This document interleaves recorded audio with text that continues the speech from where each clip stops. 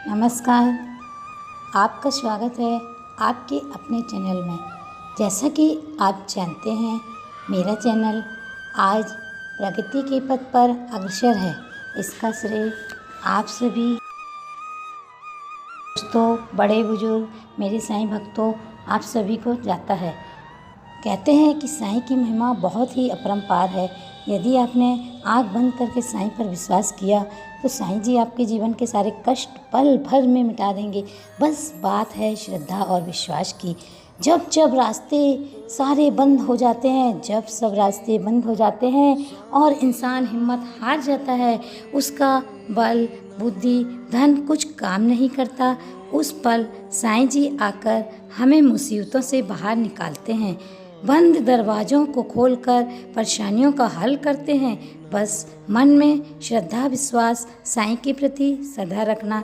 साईं का नाम मन में स्मरण कर यदि आपने साईं चरित और साईं का पूजन सदा ध्यानपूर्वक किया तो आपके जीवन के हर कष्ट पल भर में दूर हो जाएंगे और हर बड़ी से बड़ी परेशानी आपको छोटी लगेगी। तो चलिए साईं चरित का अध्याय हम प्रारंभ कर रहे हैं। भक्तों और मेरे प्यारे दोस्तों एवं मेरे बड़े बुजुर्गों, आपसे मेरा निवेदन है कि आप साईं चरित के महत्व को समझें और उनकी कथाएं जीवन में उतारें। आपकी हर समस्या का हल साईं जी अवश्य करेंगे। साईं चरित का अध्याय हम प्रारंभ करते हैं। मेले का प्रबंध। रामनवमी का पावन दिन श्री साईं बाबा के भक्तों को अति प्रिय है। इस पर बाहर के अनेक कार्य तात्या पाटिल और भीतर के कार्यों को श्री साईं बाबा की एक परम भक्त महिला राधा कृष्ण माई संभालती थी। इस अवसर पर उनका स्थान निवास सदा अतिथियों से भरा रहता था और उन्हें सब लोगों की आवश्यकता का भी ध्यान रखना पड़ता था। साथ ही वे मेले के सभी आवश्यक वस्तुओं का भी प्रबंध करती थी। दूसरा कार्य जो वे स्वयं खुशी से किया करती थी वह था मस्जिद की सदा साफ सफाई करना और चूना पोतना लीपना आदि। मस्जिद का आंगन तथा दीवारें निरंतर धूनी जलने के कारण काली पड़ी गई थीं। जब रात्रि को बाबा चौड़ी में विश्राम करने चले जाते तब वे यह कार्य कर लिया करती थी। सभी वस्तुएं धूनी सहित बाहर निकालती और पड़ती थी और सफाई व पुताई हो जाने के बाद फिर वैसे पूरी तरह सजा दी जाती थी। बाबा का अत्यंत प्रिय कार्य था कि गरीबों को भोजन कराना। इस कार्यक्रम का एक विभिन्न अंग था। इस कार्य के लिए बहुत बड़ा भोज का आयोजन किया जाता था। यह सब कार्य राधा कृष्ण माई के निवास स्थान पर ही होता था। अनेक धनी व श्रीमंत भक्त इस कार्य में आर्थिक मदद किया करते थे। मेले के प्रबंध में अनेक सेवक सदा भाग लेते थे। अब हम आपको बतलाते हैं उर्स व रामनवमी का परस्पर समन्वय। सारे कार्यक्रम इसी प्रकार ठीक ढंग से चलते रहे। धीरे धीरे मेले की महिमा बढ़ती गई। सन 1911 में इस कार्यक्रम में एक परिवर्तन हुआ। एक भक्त कृष्णराव जोगेश्वर भीष्म अमरावती के दादा खापर्डे के साथ मेले के एक दिन पूर्व शिरडी के दीक्षित बाड़े में ठहरे। जब वे दालान में लेटे हुए थे, लक्ष्मण राव उपनाम काका महाजनी पूजन सामग्री लेकर मस्जिद की ओर जा रहे थे। तब दोनों में विचार विनिमय होने लगा कि शिरडी में मेला ठीक रामनवमी के दिन ही भरता है। इसमें अवश्य कोई बड़ा रहस्य है। रामनवमी का दिन हिंदुओं को बहुत ही अधिक प्रिय है। कितना अच्छा हो यदि रामनवमी का उत्सव का शुभारंभ कर दिया जाए। काका महाजनी को यह विचार बहुत ही अच्छा लगा। अब मुख्य समस्या हरिदास के मिलने की थी, जो कि इस शुभ अवसर पर कीर्तन व ईश्वर का गुणानुवाद कर रहे। परंतु भीष्म ने इस समस्या को हल कर दिया। उन्होंने कहा कि मेरा स्वरचित राम आख्यान, जिसमें राम जन्म का वर्णन है, तैयार हो चुका है। मैं उसका कीर्तन करूंगा और तुम हारमोनियम पर संगत करना तथा राधा कृष्ण माई शुंठ बड़ा सौंठ का शक्कर और मिश्रित चूर्ण तैयार करेंगी। फिर वे दोनों शीघ्र ही बाबा की स्वीकृति प्राप्त करने हेतु मस्जिद गए। सौंठ और शक्कर का चूर्ण, जो कि साईं बाबा का प्रसिद्ध प्रसाद है, यदि आपने साईं के चरणों में इसे अर्पित कर खाया तो आपके जीवन के सारे संकट कष्ट पल भर में दूर हो जाएंगे। बाबा तो अंतर्यामी थे, उन्हें सब ज्ञान था कि बाड़े में क्या क्या हो रहा है। बाबा ने महाजनी से प्रश्न किया कि वहाँ क्या चल रहा था। इस आकस्मिक प्रश्न से महाजनी घबरा गए और बाबा के शब्दों का अभिप्राय न समझ सकने के कारण वे चुप रह गए। तब बाबा ने भीष्म से पूछा, क्या बात है? भीष्म ने रामनवमी उत्सव मनाने का विचार बाबा के समक्ष प्रस्तुत किया तथा स्वीकृति देने की प्रार्थना की। बाबा ने भी सहज अनुमति दे दी। सब भक्त अति प्रसन्न हुए और राम जन्मोत्सव बनाने की तैयारियां होने लगी। दूसरे दिन रंग बिरंगी झाड़ियों से मस्जिद को सजा दिया गया। श्रीमती राधा कृष्ण माई ने एक पालना लाकर बाबा के आसन के सामने रख दिया और फिर उत्सव प्रारंभ हो गया। भीष्म कीर्तन खड़े हो गए और महाजनी हारमोनियम और उनकी संगत करने लगे। तभी बाबा ने महाजनी को अपने पास बुलवा भेजा। महाजनी को शंका हुई कि बाबा उत्सव मनाने की आज्ञा देंगे भी या नहीं, परंतु जब वे बाबा के समीप पहुँचे तो बाबा ने उनसे प्रश्न किया कि यह सब क्या है, यह पालना क्यों रखा गया है। महाजनी ने बतलाया कि रामनवमी का कार्यक्रम प्रारंभ हो गया है, इसी कारण यह पालना यहाँ रखा गया है। बाबा ने निम्बर पर से 2 हार उठाए, उनमें से एक हार काका जी के गले में डाल दिया और दूसरा भीष्म के लिए भेज दिया। फिर कीर्तन प्रारंभ हो गया। जब कीर्तन समाप्त हुआ तब श्री राजा राम की उच्च स्वर में जय जयकार हुई। कीर्तन के स्थान पर गलाल उहाया गया तो उसके कण कण में बाबा की आंख में चले गए। तब बाबा बहुत क्रोधित हो गए और ऊंचे स्वर में अपशब्द कहने लगे। यह दृश्य देखकर सभी लोग बहुत ही भयभीत हो गए। बाबा के स्वभाव से भली भांति परिचित जो भी भक्त थे, अपशब्दों का उन्होंने बुरा नहीं माना। बाबा के इन अपशब्दों को उन्होंने आशीर्वाद माना। उन्होंने सोचा कि आज भगवान राम का जन्मदिन है, अतः रावण का नाश, अहंकार एवं दुष्ट प्रवृत्ति रूपी राक्षसों के संहार के लिए बाबा को क्रोध आना तो उचित ही है। इसलिए वे सभी चुपचाप रहे। इधर राधा कृष्ण माई भी भयभीत थी कि कहीं बाबा गुस्से में पालना न तोड़ डालें, इसलिए उन्होंने कहा महाजनी से पालना हटाने को, परंतु बाबा ने ऐसा करने से उन्हें रोक दिया।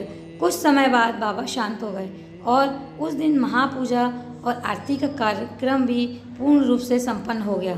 उसके बाद काका महाजनी ने बाबा से पालना उतारने की अनुमति मांगी, परंतु बाबा ने मना करते हुए कहा कि अब उत्सव अधूरा है। अगले दिन गोपाल काला उत्सव मनाया गया। तब बाबा ने पालना उतारने की आज्ञा दे दी।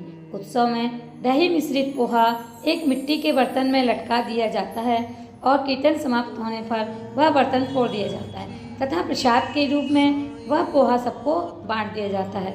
दिन के समय 2 ध्वजों का जुलूस और रात्रि के समय चंदन का जुलूस बड़ी धूमधाम और समारोह से निकाला गया। तब से ही उस रामनवमी उत्सव में परिवर्तित हो गया। अगले वर्ष से रामनवमी के कार्यक्रमों में वृद्धि होने लगी। श्रीमती राधा कृष्ण माई ने चैत मास की प्रतिपदा में नाम सप्ताह प्रारंभ कर दिया। लगातार दिन रात दिन भगवत नाम लेना नाम सप्ताह कहलाता है। सब भक्त इसमें क्रम से भाग लेते थे। वे भी प्रातःकाल सम्मिलित हो जाया करती थी। देश की सभी भागों में रामनवमी का उत्सव मनाया जाता है, इसलिए अगले वर्ष हरिदास के मिलने की कठिनाई पुनः उपस्थित हुई, परंतु उत्सव के पूर्व ही ये समस्या हल हो गई। 5-6 दिन पूर्व महाजनी की बाला बुआ से अकस्मात भेंट हो गई। बुआ साहिब आधुनिक तुकाराम के नाम से प्रसिद्ध थे।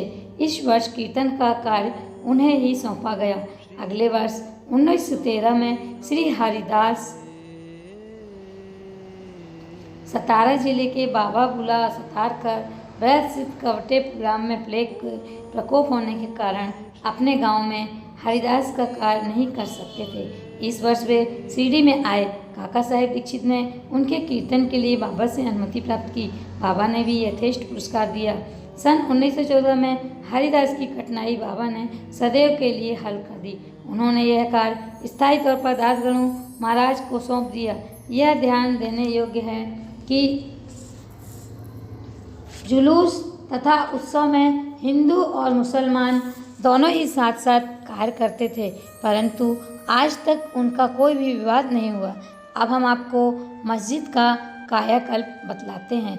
जिस प्रकार उर्स व मेला भरवाने का विचार सबसे पहले गोपाल बुंड के मन में आया, उसी प्रकार मस्जिद के जीर्णोद्धार का विचार भी सबसे पहले उनके मन में आया।